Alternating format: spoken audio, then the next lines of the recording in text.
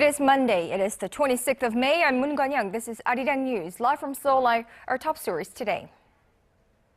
Korea's largest mobile messaging service, Kakao, has agreed to merge with Daum Communications, the country's #2 internet portal, in a backdoor listing that values the messenger operator at roughly $3 billion.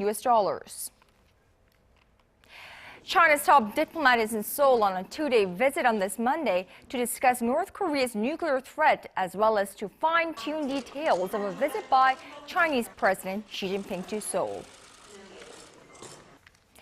And Thai coup leader General Prayut Chan-o-cha receives the royal endorsement, and the head of a ruling military council is set to give his first address to the nation since seizing power last week. We'll have those stories and more, but first, in yet another major development in the global chat app wars, Korea's largest mobile messenger service, Kakao Talk, and the nation's #2 internet portal company, Daum Communications, have announced their plans to merge through an equity swap. This will be the largest merger involving internet-based companies in Korea and could pose a threat to the nation's biggest search engine, Naver. Our Laah Hyun-kyung has more on the creation of a company worth $3 billion. It will be called Daum Kakao, and the new company will keep Korea's #1 web portal Naver on its toes, according to industry insiders. Daum Communications and Kakao on Monday announced merger with a share swap ratio of 2-3. That means every 2 shares of Daum will be equivalent to 3 shares of Kakao. Daum was founded in 1995 and was the biggest and most popular web portal at the time in Korea, but with the rise of Naver in the early 2000s, it started to lose ground in the market.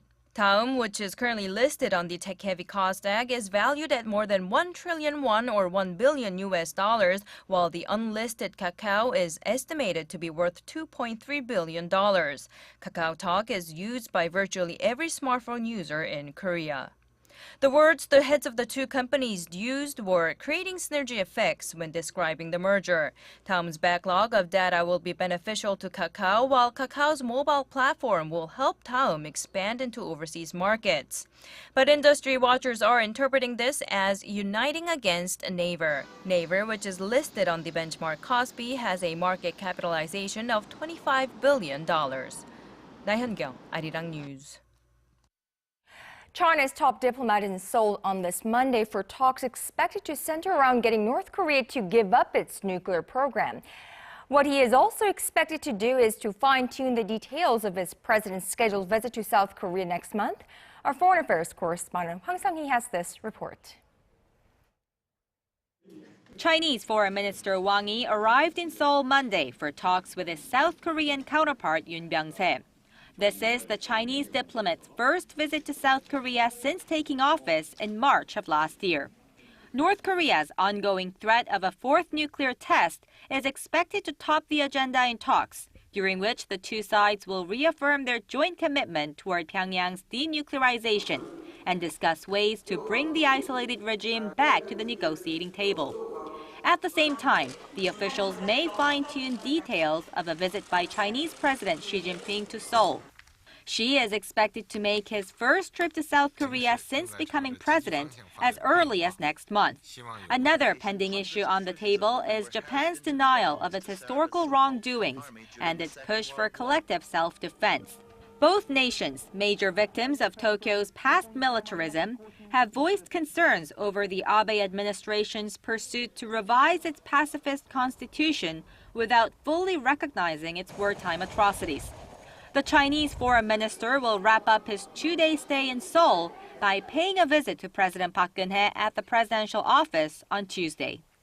Hwang Sang-hee, ARIRANG News. Meanwhile, there is another round of talks underway between the two other key players in the Northeast Asian region. North Korea and Japan are holding government-level talks in Sweden for 3 days starting this Monday. Now, Tokyo is expected to once again demand an investigation into the issue of Japanese abductees. Pyongyang will likely call for eased sanctions in return. Our Kim Min-ji reports. Senior officials from North Korea and Japan will sit down for government-level talks on this Monday in Stockholm, following up on the two countries' first talks in more than a year in March. The North Korean delegation will be led by Song Il-ho, its ambassador for handling relations with Japan, while Junichi Hara, chief of the Asian and Oceanian Affairs Bureau at Japan's Foreign Ministry, will lead the Japanese delegation. A range of issues are expected to be discussed during the three-day meeting, but the Japanese abductee issue will likely top the agenda. Tokyo is again expected to call for a re-investigation into the whereabouts of Japanese nationals who were allegedly abducted by Pyongyang in the 1970s and 80s. This time, it reportedly plans to get a promise from the North in the form of a document. The Abe administration has a strong determination to solve the abductee issue, no matter what, and will consider all methods. North Korea will likely demand Japan to ease sanctions in return.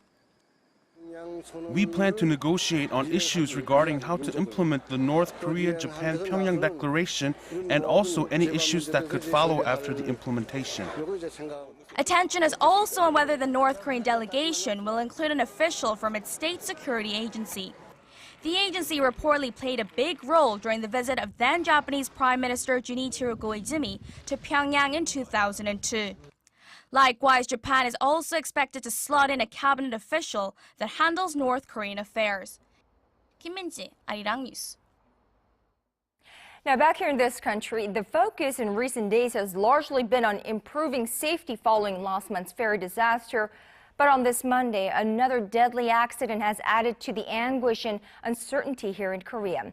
A fire at a bus terminal in the city of Goyang, Gyeonggi-do province this morning killed at least 5 and injured more than 24 others. Now, but the death toll is expected to rise even further, with 7 to 8 of those wounded in critical condition.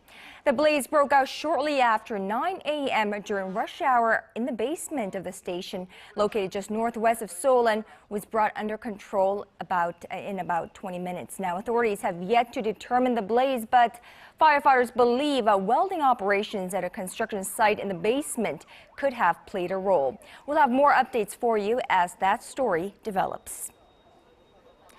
And on the investigation front in the Seoul ferry disaster, authorities say there is a good chance the fugitive owner of the ferry is still in Korea.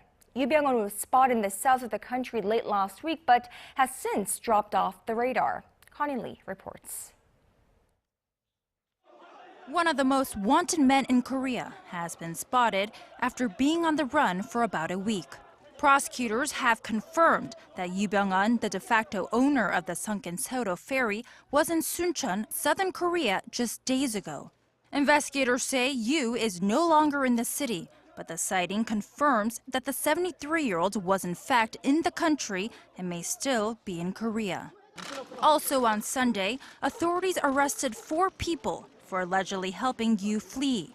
Prosecutors say all 4 of them are members of the religious cult led by the ferry owner, and that one of the arrests was made after the person was seen on surveillance cameras at the religious cult's headquarters. To help with the search, the cash rewards for information on Yoo and his eldest son have gone up. Prosecutors are now offering up to $500,000 for anyone with information on the elder Yoo and almost $100,000 for tips on the son.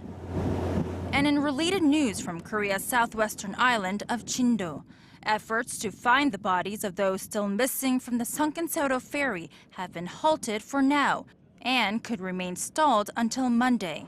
Bad weather conditions, including fast tidal currents and foggy conditions, have prevented divers from searching for the last 16 bodies still underwater. No bodies have been recovered since Wednesday, and the death toll stands at 288. But officials say that once the weather conditions improve, they will attempt to use remotely operated vehicles or ROVs to facilitate the search. Connie Lee, ARIRANG News.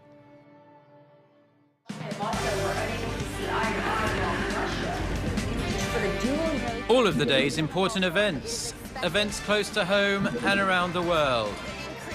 Join Moon Gon-young live from Seoul. Mobile shopping market for the dual use of the Korean name East Sea and Japanese name Sea of Japan in school textbooks in the state of Virginia. We're now about 9 days away from the local elections here in this country, and more voters are turning their backs on Korea's two biggest political parties and instead turning towards independent candidates leading up to next week's local elections. ARIRANG News political correspondent Kim Young-gil reports on the say these voters will have on June 4th. The closer we draw to election day, the more apparent it becomes that voters will favor independent candidates, especially in the city of Busan, a conservative stronghold, and Gwangju, the traditional home ground of liberals. Of all voters on election day, nearly 44% are undecided about who they will vote for, according to a survey conducted by mBrain. And of that total, more than half of the respondents said they would vote for independent candidates. This holds extra meaning in Busan and Gwangju. In the ruling Saenuri Party's home turf of Busan, polls show independent candidate Oh Go-don up by nearly 4 percentage points over the ruling party's Seo Byung-soo in the race for the mayor. Oh's popularity saw a boost after a candidacy merger on May 16th with Kim Young-chun of the main opposition New Politics Alliance for Democracy in an effort to unite liberal votes. Over in the race for mayor of Gwangju, right in the middle of the main opposition's home ground, the liberal candidate Yoon Jang-hyun finds himself trailing behind two independent candidates, Kang Won-tae and Lee Yong-seop. And it could get worse for him as polls show that if the two independent candidates were to merge, Kang's polling numbers would double those of Yoon's. Lee and Kang withdrew from the main opposition party to run as independents in protest of party co-leader An Cheol-soo's influence in the nomination of Yoon.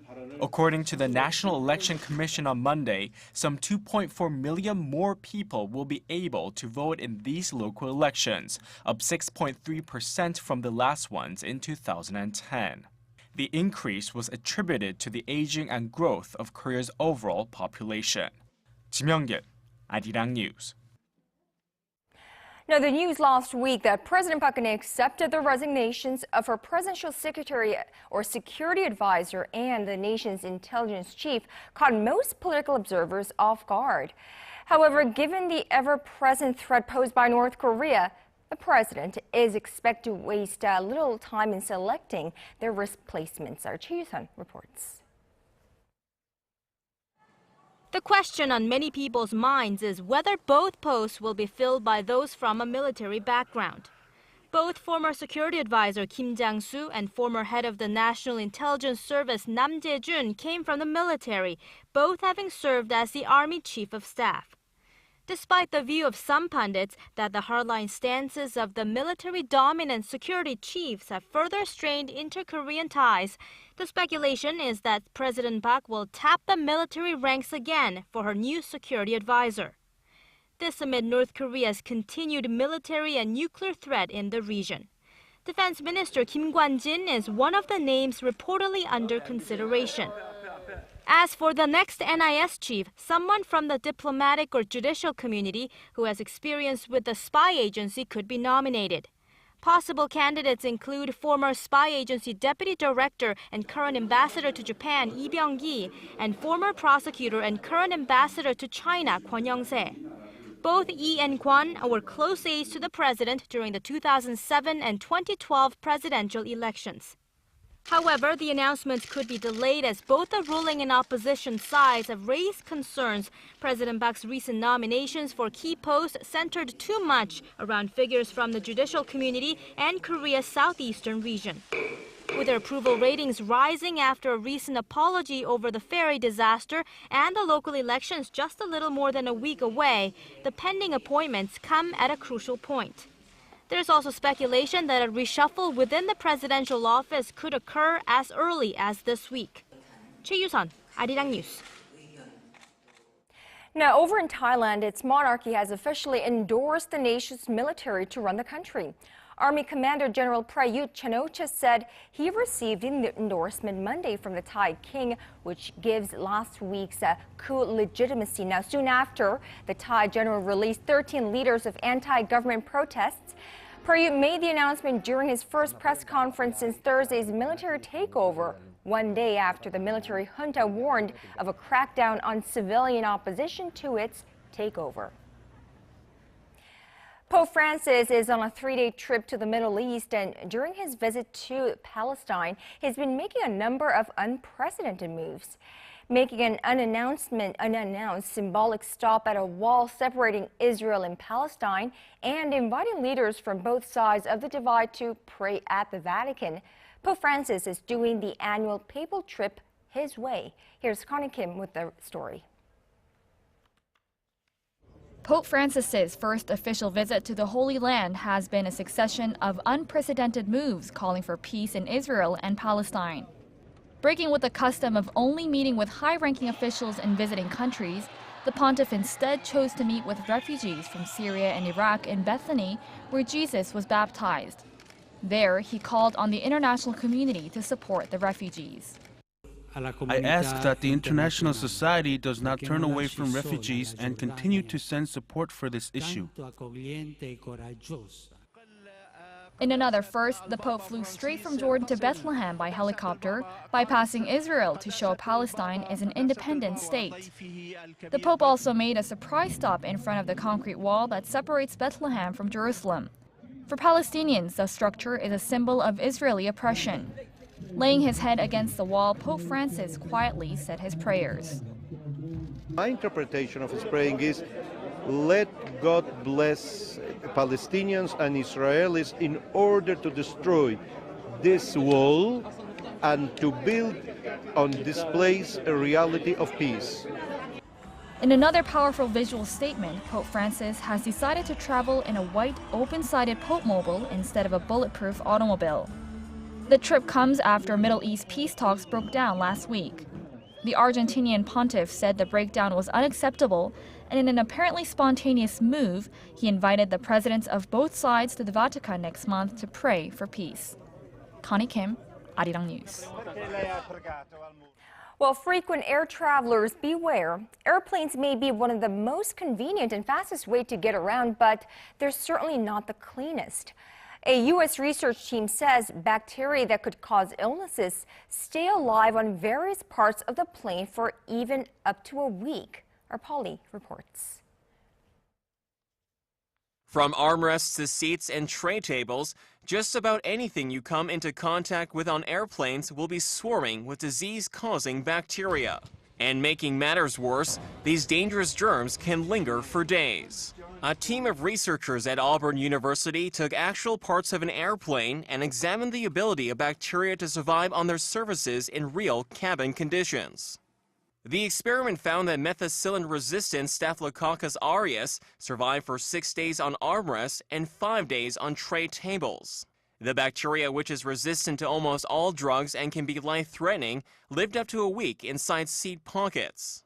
The E. coli bacteria, which can cause intestinal inflammation, thrive for 4 days on armrests and 3 days on tray tables. We figured out that these pathogens can remain on these surfaces over a week, and there is a high risk of them being transmitted from these surfaces to the fingers of the passengers.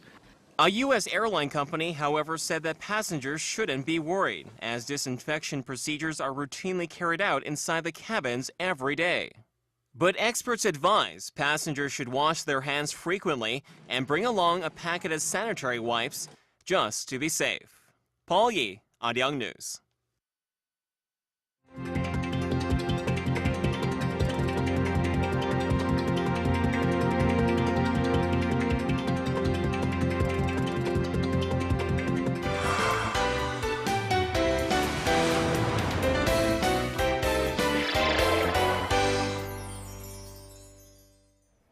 Now let's switch gears and take a look at the arts and culture scene.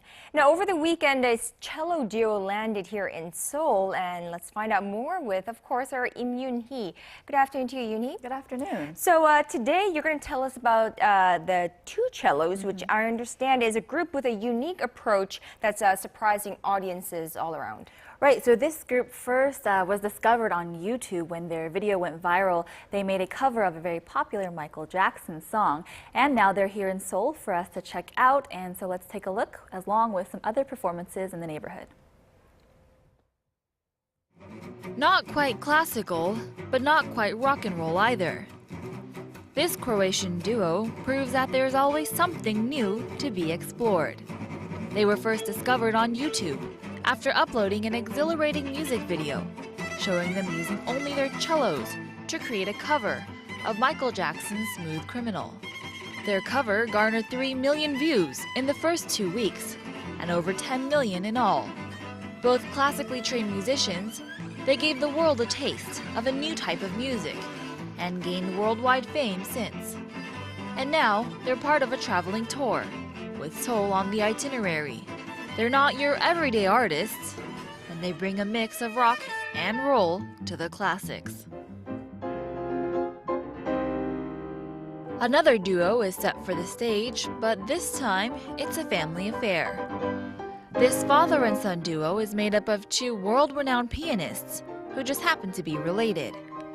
They'll be returning to Seoul to play some of the most reputable pieces within classical music, their pianos towed side by side. They've independently won numerous awards throughout the world, and for one night only, they'll be playing here in Seoul.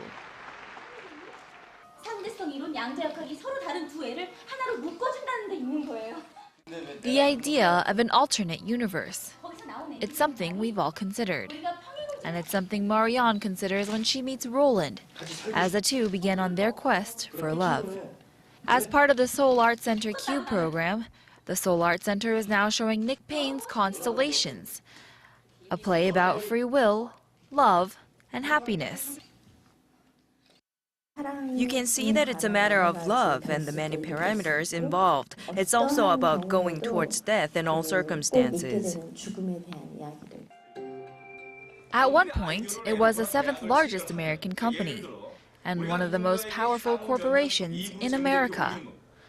Led by corrupt CEO Jeffrey Skilling, the endless greed of the company eventually forced them into bankruptcy. It's a play based on a real-life financial scandal, a story that made international headlines, a story about back-scratching alliances, complications, and corruptions found in the modern corporate society. You know, Yoon-hee, it makes me think we live in a day and age when, videos can go viral, such as with the help of YouTube and whatnot. And, this really creates opportunities for new budding artists, right? Right, so things like YouTube are really making this the sector of this industry quite fast-paced, and it's providing great opportunities for many people. For instance, the 2 cello artists, the duo, they actually were called by Elton John himself immediately after their video went viral on the internet, and they were asked to perform with him on his tour.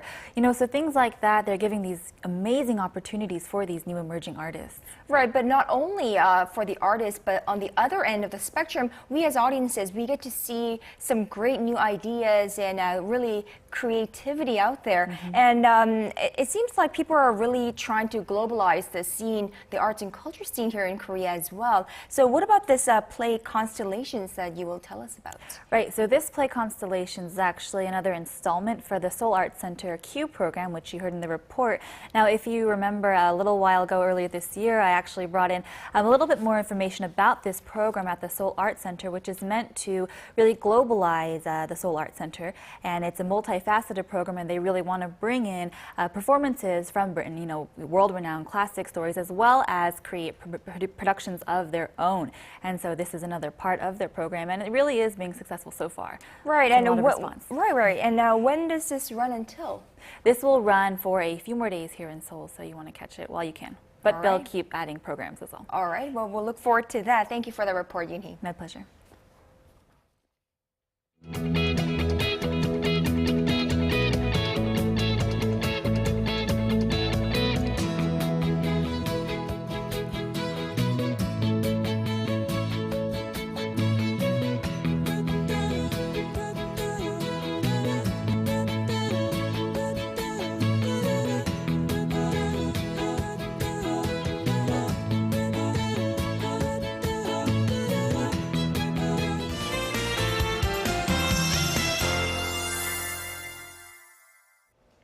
Now, we started off the week with a hot spring day with highs in the mid-20s to low 30s. Now, despite the rain from yesterday, the air quality is actually poor right now because of the high yellow dust and fine dust levels across the nation.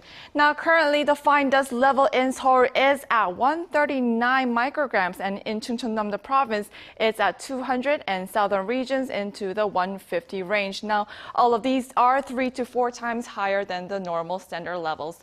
Now, it's not just the poor air conditions. The skies are also cloudy and foggy at the moment, which will clear out this afternoon. Now, going over to our temperature readings, Seoul will top out at 25 this afternoon. Meanwhile, the southern cities such as Gwangju and Busan will peak up to 26 and 27 degrees.